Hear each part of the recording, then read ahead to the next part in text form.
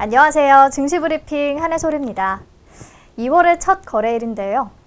신종 코로나 바이러스 때문에 지난 주말 마음 놓고 외출은 못하셨을 것 같아요. 계속해서 확산 추이를 지켜보게 되는데요. 이번 주 국내 주식시장, 오늘 중국 주식시장이 춘제를 지나 개장했기 때문에 우한 폐렴에 대한 우려가 최고조에 달하지 않을까 싶습니다. 중국 증시 급락하면 글로벌 금융시장이 덩달아 불안할 가능성이 크죠. 지금 상황에서는 섣불리 시장 흐름을 예측하기보다는 지난주 말씀드린 것처럼 2100선 아래에서는 주식 비중을 조금씩 늘리겠다라는 식으로 하단을 정해놓고 움직이는 게 좋을 것 같습니다. 네, 그리고 이번 주에는 미국 정치 이슈가 또 변수로 등장할 수 있겠습니다. 대선 후보 경선 시작인 아이오와 코커스가 오늘 열리는데요. 여론조사 결과를 보면 버니 샌더스 상원 의원과 조 바이든 전 부통령이 선두를 다툴 것으로 예상됩니다. 여기서 문제는 좌타가 공인하는 사회주의자 샌더스가 대선 후보가 될 경우입니다. 그는 부유세 신설, 또 무상교육, 최저임금 인상 등 급진적인 공약을 내걸고 있거든요. 월가는 샌더스가 대선 후보가 될 경우 금융시장이 불안해질 수 있다는 우려를 하고 있습니다. 그리고 4일에는 트럼프 대통령이 국정연설을 합니다. 올해는 탄핵 관련 내용과 이란, 또 북한 등 대외 정책이 주요 이슈가 될 것으로 보이는데요. 한국 입장에서는 대북 정책에 대한 구체적인 언급이 나타날지가 관심이겠죠. 잘 체크해 봐야 하겠고요. 이 밖에 주요 경제지표 발표 일정은 이 표를 참고해서 확인하시면 되겠습니다. 중요한 지표들은 발표되는 대로 제가 또 따로 언급 드릴게요. 네, 그럼 현재 시각 시황 잠깐 체크하고 갈까요? 오늘 코스피 1.53% 내린 2086.61포인트로 출발했습니다. 2100선이 깨지길래 아차 싶었는데요. 다행히 개인이 점차 매도 규모를 줄이고 또 기관이 매수 규모를 늘리면서 2100선을 다시 회복했고요. 12시 27분 현재 2113.51포인트에서 움직이고 있는 모습입니다. 코스닥도 1.6%대 급락세를 보이면서 631선에서 출발했는데요. 외국인과 기관 동반 매수에 힘입어 현재는 0.5%대 플러스로 전환한 상황이네요. 반면에 춘절 연휴 이후 처음으로 개장한 중국 상해 종합지수가 8%대 급락세를 연출하면서 패닉 장세를 보이고 있는데요. 중국 증시가 변동성을 확대할 경우 국내 증시의 추가 하락이 불가피할 것으로 예상됐는데 우리 시장은 오히려 기술적 반등을 나타내고 있습니다. 불확실성 해소 이슈와 함께 지수가 그동안 크게 떨어지면서 밸류에이션이 하락했고 이에 따른 저가 매수세가 유입되고 있는 것으로 보입니다. 네, 그럼 이제 오늘 시장 키워드 바로 만나보죠. 첫 번째 키워드, 신종 코로나에 이어 이번엔 조류 독감. 연일 계속되는 신종 코로나의 확산에 더해서 중국 후난성에서 조류 인플루엔자가 발생했다는 소식이 전해졌습니다. 후난성은 신종 코로나의 발원지인 우한이 위치한 후베이성 바로 아래에 있는 지역인데요. 중국 한 언론에 따르면 후난성 사오양시 샹칭구의 한 농장에서 H5N1 조류 인플루엔자가 발병했고 이로 인해 7,850마리의 닭 중 4,500마리가 감염돼 죽었다고 합니다. 죽은 닭이 반 이상이니까 굉장히 심각한 상황이죠.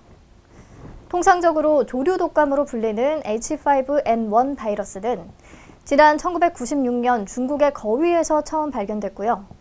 조류의 심한 호흡기 질환을 유발하면서 사람에게도 전염될 수 있는 것으로 알려져 있습니다. 해당 지역 중국인들의 걱정이 정말 이만저만이 아닐 것 같네요.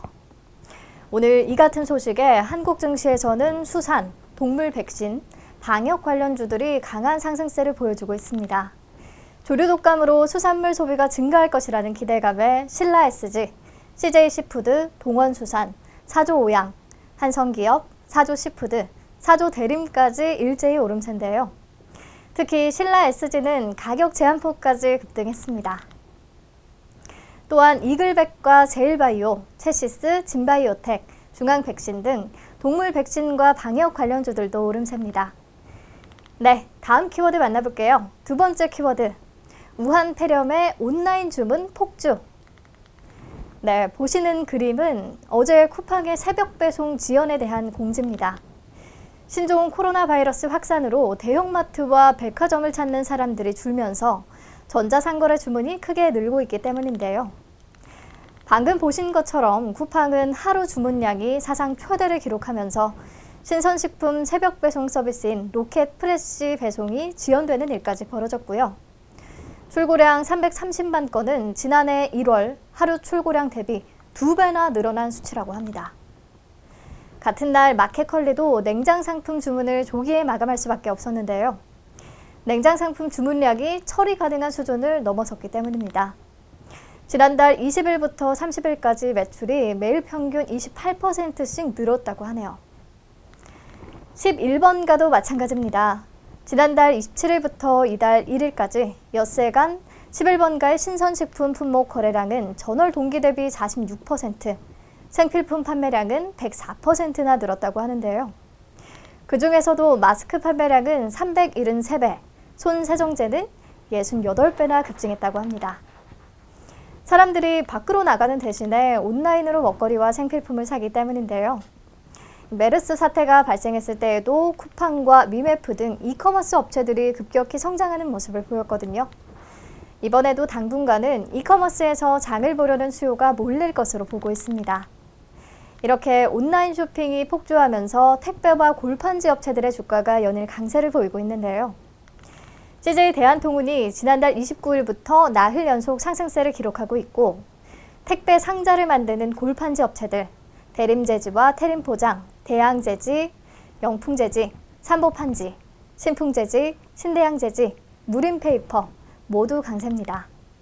반면에 오프라인에 매장을 두고 있는 이마트와 롯데쇼핑은 하락세를 피하지 못하고 있네요. 네, 다음 키워드 만나볼게요.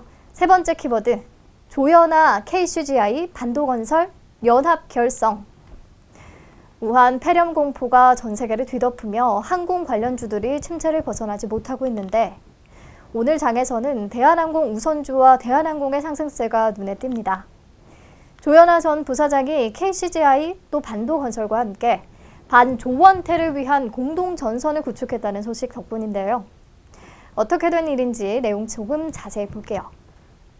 법무법인 태평양은 지난 31일 조 전 부사장과 행동주의 사모펀드 KCGI 그리고 새로운 주주 반도건설 명의의 3자 공동 입장문을 통해 대한항공을 비롯한 한진그룹의 현재 경영 상황이 심각한 위기 상황이며 그것이 현재 경영진, 즉 조원태 회장에 의해서는 개선될 수 없다며 전문 경영인 제도의 도입을 포함한 기존 경영 방식의 혁신, 재무구조의 개선 및 경영 효율화를 통해 주주가치의 제고가 필요하다는 점에 함께 공감했다고 밝혔습니다. 이들이 연합전선을 구축하면서 한진그룹 경영권 경쟁 구도는 조연아, KCGI, 반도건설대, 조원태, 델타항공으로 재편되는 모습인데요. 이렇게 되면 새 주주의 합산 지분율은 32.6%로 또 조원태와 델타항공 합산 지분인 16.52%보다 약 2배나 더 많아지거든요. 여기에 조 전 부사장의 우호 지분으로 분류되는 이명희 또 조현민 지분까지 더해지면 조원태 회장은 사실상 지분 경쟁에서 완패하게 되죠. 물론 일반 주주들이 이 연합에 동의할 것인지는 아직 미지수기는 한데요. 한진그룹 경영권을 둘러싼 분쟁은 지배구조 개선을 앞당긴다는 점에서 주주가치에 긍정적이라는 분석이 나옵니다. 오늘 대한항공 우선주와 한진칼 우선주의 상승폭이 굉장히 크고요.